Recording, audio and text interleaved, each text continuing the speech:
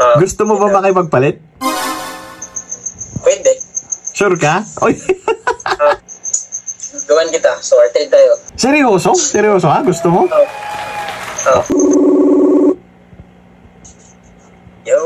Yo, brother. Good evening. Good evening. Kamusta?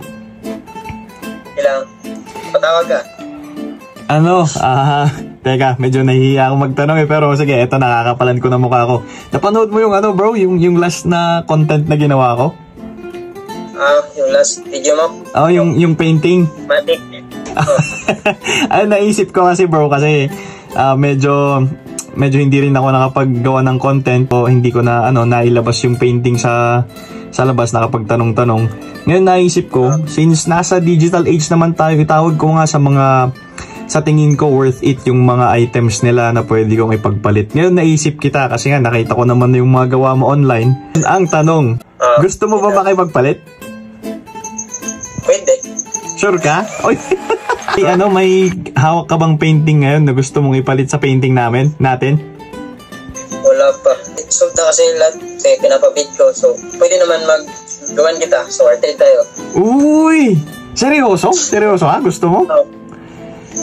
Tapos sabi mo, sold out lahat ng painting mo. Mukhang maganda nga palitan natin dyan ha.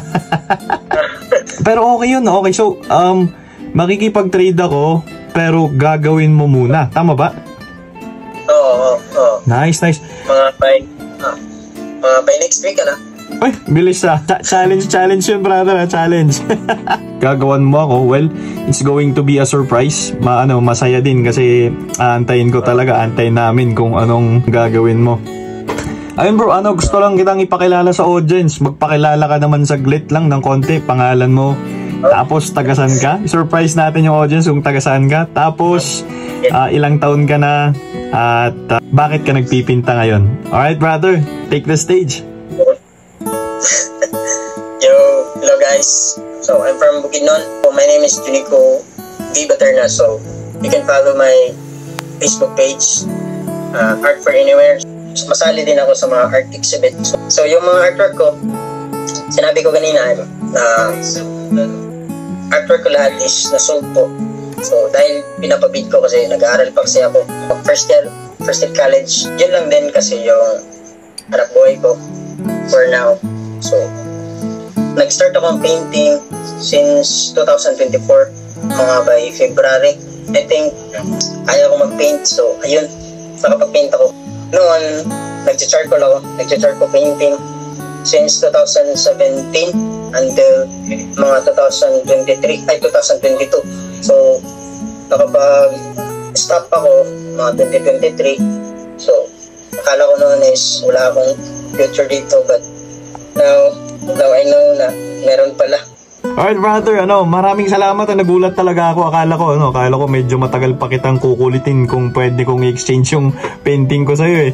Ayun, maraming salamat. As in, sobrang laking tulong to brother sa project natin. Maraming salamat bro. Sabi niya, 1 week. Alam ko naman na hindi nirarush ang art. Pero, well, challenge na rin yun sa kanya kasi nga, syempre, tutuloy-tuloy pa rin natin yung ating pag-exchange ng art.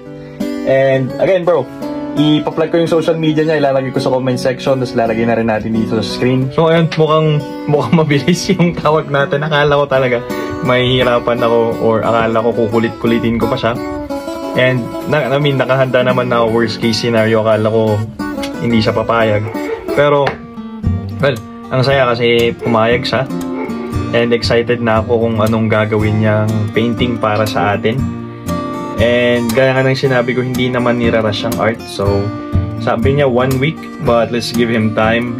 Let's give him the peace and quiet na kailangan niya. Hindi natin siya may message o kukulit-kulitin. Kung may update siya para sa atin, well, update ko din kayo. It's a win tonight. Let's keep on trading.